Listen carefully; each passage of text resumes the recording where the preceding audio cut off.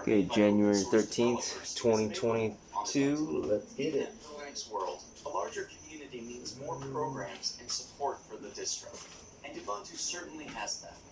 It releases new versions of its operating system every 6 months, with long-term support releases every 2 years, which receive support up to 5 years after their release.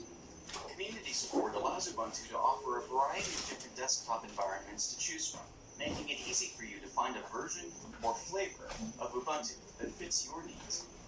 From the wide variety of software packages available, to the easy installation, simple design, and smooth operations, we rate Ubuntu as the second most user-friendly Linux distro. There is also plenty of easy-to-read and understand online documentation from users around the world in many languages, which help greatly in learning how to get going on any Linux distro. Next, we take a look at Linux Mint. Many consider this to be the most user-friendly Linux distro because it looks and behaves most similar to Windows, making the transition and learning curve quite a breeze.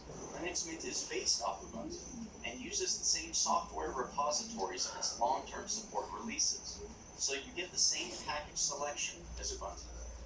Some users, however, might have an issue with this because the long-term support package repositories don't always reflect updates to programs, meaning, if a bug fix or new feature lands in a program you use, you might have to wait longer than other Linux versions to get the benefits of those updates. Some developers compensate for this by creating personal package archives, or PPAs, which are private software repositories that users can subscribe to on Linux Mint or Ubuntu in order to keep getting the latest versions of their software. Like Ubuntu and many other Linux distros, Linux Mint offers a handful of different desktop environments, so the user can choose which version of Mint works best for them. The remarkable ease of use, reliability, and polish of Linux Mint makes it particularly popular among the list of Linux distros available. Next is Fedora.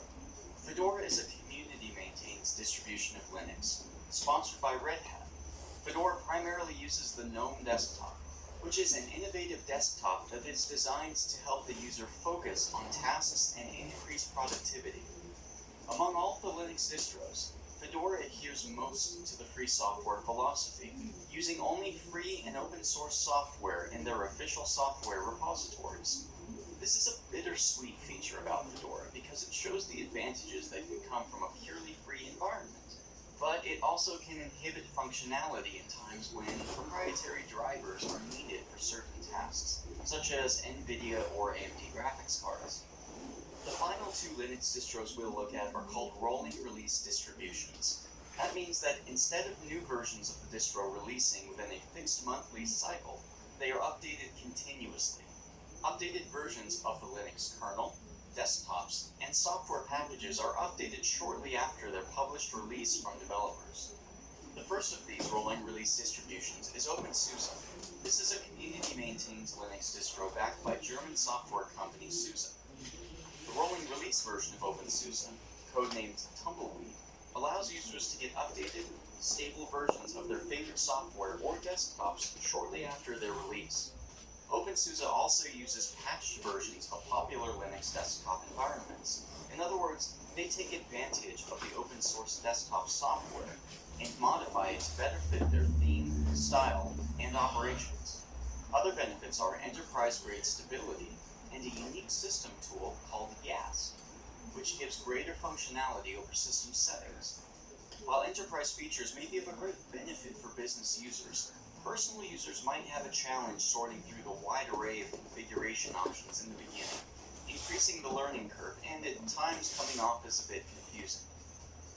The final Linux distro we'll look at is called Arch. Like the rest, Arch offers a variety of desktop environments to choose from.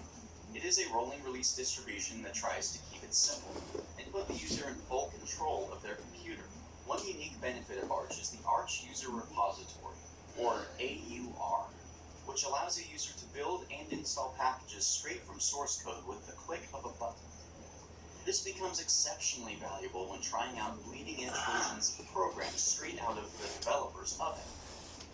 Arch's full user control of programs and packages, however, requires more responsibility on the user's side to understand the software they're using.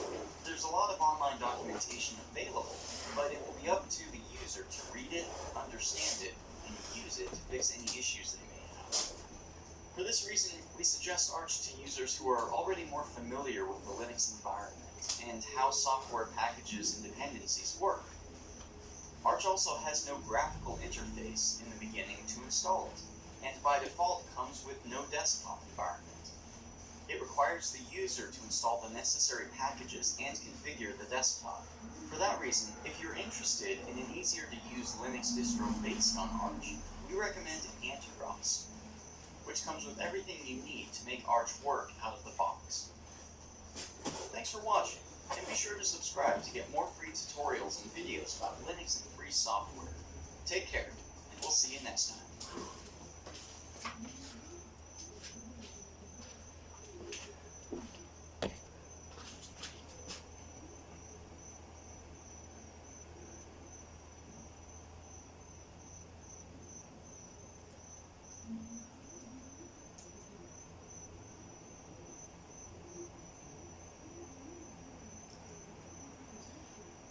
Hello everybody, this is Tech Guy. About a year ago or so, I released my video of my top 5 favorite Linux distributions for the year 2020. Now, a lot has happened in the last year. I've had time to play around and experiment with a lot more Linux distributions, a lot more different desktop environments. There have been a ton of awesome distribution releases, and here and there I forced myself to use a lot of different things that I just didn't like. So after all that, my opinions of a lot of things have actually changed. So this is going to be my refresh list of my favorite Linux distributions, this time for the year 2021. Now this is not going to be in order by most to least favorite, because that's very hard. I like and dislike some of these distros for different reasons. So I'm going to simply order these by the time in which I spent actually using these Linux distributions throughout the last year. And getting right into this list, we have Endeavor OS. This is the Linux distribution I've definitely spent most of my time in. And out of all of the Arch-based Linux distributions that I've tried, this one is still and probably will remain my favorite for some time. I've tried Manjaro, Reborn, Arco Linux, a whole bunch of them, but I always wind up coming back to Endeavor. And there truly is a good amount of reason for this. And one, when it comes to just installing an Arch-based Linux distribution, this is probably as easy as you're going to get. In combination with the lightweightness and basically as close to just vanilla Arch without actually going through the process of installing Arch. When it comes to actually downloading Endeavor OS, you have one disk image ISO file. You don't have to go and pick your desktop environment prematurely. You just get that single ISO image, put it in your system, and there's an offline XFCE installer. And if you have an internet connection, then you go ahead and pick whatever desktop environment you prefer. The actual package selection throughout the installation process is not too complicated. You're really only picking those basic packages that you need, the desktop environment, and some other drivers and printer support and things like that. And then when you first move into the system, like I said, you don't have too much bloat. There's a whole bunch of extra tools, software, anything like that. You get a simple startup dialog that will help you do things such as update your mirrors, update your system, change some system configurations, and do some things you're going to want to do anyways. And with that, the main reason why I like it is it's simply Arch. You have access to the AUR, and Endeavor OS ships with EA, so that makes it really easy to go in and pull other packages that you need and truly set up and configure your system how you want. And in addition, when you actually install it, there's not too much theming or extra extensions or anything, but there is just a nice little light touch of their kind of Endeavor OS purple scheming, depending on the desktop environment that you choose. And overall, I just think it's a beautiful system. And if I had to pick one Linux distribution that I had to stay in forever, it would probably end up being Endeavor OS. Now, this next Linux distribution isn't technically part of this list of 5. This is kind of a bonus for you. And it's one that I've definitely spent a very large chunk of time in the year, and that is Ubuntu Server. It's not a desktop distribution, obviously, but when it comes to the actual time framing of me in Linux, a lot of that time has been spent in Ubuntu Server, whether that be setting up jellyfin servers, playing with Nextcloud, doing things to build the Tech Hut forum that I've been working on. I've definitely spent a lot of time in the Ubuntu server, and out of all of these server distributions, I will continue using Ubuntu server because it just is super easy to use. I'm incredibly familiar with it. When you actually install Ubuntu server, there's a huge list of snap packages that you could go ahead and pull, including Docker, Nextcloud, just a whole bunch of things. It really makes it easy, and the snap support in Ubuntu server is awesome. I use Ubuntu server to host my Nextcloud instance. And speaking of hosting my Nextcloud server, I actually do it on an Ubuntu server in Linode, which happens to be the sponsor of this video. Linode is awesome because it is one of the largest independent cloud service providers out there, and being that they're independent, you're not really dealing with some huge tech giant, but also due to their size, you're going to get fantastic service.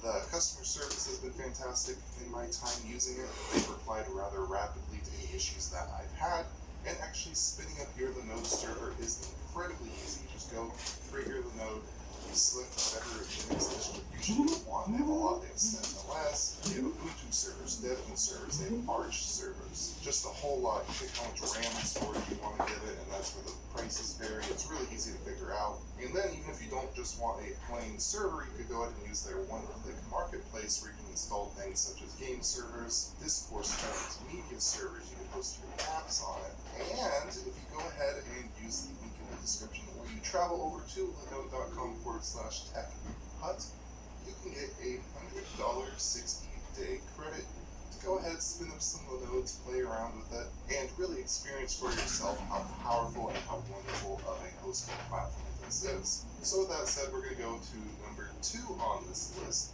and this is one of those Linux distributions that I forced myself to use for a long term to do a review on it, and I ended up loving it a lot and actually switching back to it a few times throughout the duration of the year. And that Linux distribution is Fedora. Most of my time was spent in Fedora 34 when that was first released, but I dabbled around in Fedora 35 a little bit within the last couple weeks or so, and it is just a great Linux distribution. I went into my Fedora review being an absolute lover of KDE Plasma, and I absolutely just despised the GNOME or GNOME desktop environment. But after forcing myself to use Fedora and the GNOME desktop environment for that chunk of time, after about a week or so, the GNOME desktop environment really started growing on me, and that's because Fedora just gives you a really vanilla, pure GNOME experience, and I really did learn a lot about how GNOME actually works. The actual configurability and customization of GNOME is way more extensive than I thought it was going to be, and even with that, like right now on my main computer, it's not Fedora, but I'm running GNOME because of the experience that I had with Fedora. And with that, running GNOME on other platforms, I can see why Fedora is one of the best Linux distributions to use with GNOME. One, because of how closely related it is to the GNOME project, and two, it just gives you the experience you're supposed to get. And with that, looking at just Fedora, I really like the update structure that they're using. On one hand, you have a really up-to-date software, the repositories are incredibly up-to-date, but you still get the stability of individual versions with a very predictable update cycle. And actually picking between EndeavourOS and Fedora for me is really difficult in what I would pick if I had to pick. EndeavourOS barely gets it, but Fedora it would be a pleasure to use on a full-time basis. So now we're going to go to number 3 on this list, and this Linux distribution had a major update this year, one that I made a couple different videos on and that I was very excited for, and excited for good reason, and that is Zorin OS, the 16th version. Now, if I had no background knowledge on somebody's experience with computing, with Linux, with Windows, with anything, and they asked me to recommend them a Linux distribution, with no hesitation, I would recommend Zorin OS. That's because Zorin OS just gives you an incredibly user-friendly experience, especially to users who are familiar to the Windows ecosystem. And even if you're an advanced Linux user, there's going to be some features and customization options to appreciate.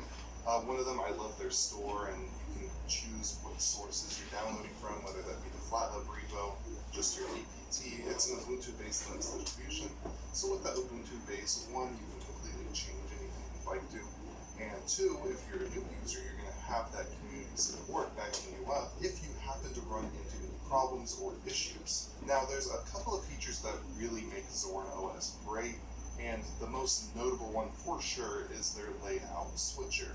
You can easily switch between various layouts, whether that be, they have a couple different Windows style layouts, so they have like Windows Classic, they have the Windows 10 style layout, and if you have the Pro version, you can get that kind of centered dock Windows 11 style layout if you'd like to, or a Mac OS layout on the Pro version. But then they have a bunch of Linux layouts, so if you're more familiar working in something like an Ubuntu system, you can get that with the dock on the side. If you're familiar with just kind of stock GNOME, they have a really nice custom stock GNOME layout that you can go and choose from. And then when it comes to theming, they have really nice color schemes to pick from. You can go light, dark, or mixed, depending on the time of day and whatever settings you choose for that. And then another absolutely wonderful feature, especially if you're somebody who's coming over from Windows who might not be too familiar with Linux versus Windows package management, is the Windows site loading features. If you go ahead and download an exe off the internet and try to install it, just dumping the exe onto Zorin, it's going to give you a little pop-up that says whatever software is an unknown Windows app, and then it's going to recommend you to either install an alternative Linux version or a similar application on your native Linux repositories. And if there's no option available for that, it's going to give you an easy way to try to install it through Line, Pinterest, or whatever you may need to actually install that piece of software. And when it comes to kind of going over these Linux distributions, I'm just kind of scraping the surface with some of the things they can do. There's a lot more features in Zorin. I'm going to go ahead and link down below to the article, which will feature links to more videos if you're interested in learning more about any of these Linux distributions. And next up on this list, coming in at number 4, we have Farron OS. Now, I've been running Farron OS since their July snapshot release on my laptop, and overall it has been a fantastic experience. Just like Zorin OS, this is another Ubuntu LTS-based release. So again, you're going to get that community support. It's going to work. It's Ubuntu basically, but this one, instead of using a GNOME base, this is using KDE Plasma. And I've tried a lot of different Ubuntu-based KDE Plasma distros. I've tried Kubuntu and a few other of the Plasma counterparts, and out of all of them, if you are interested in using a KDE Plasma distro, Farron OS is magnificent.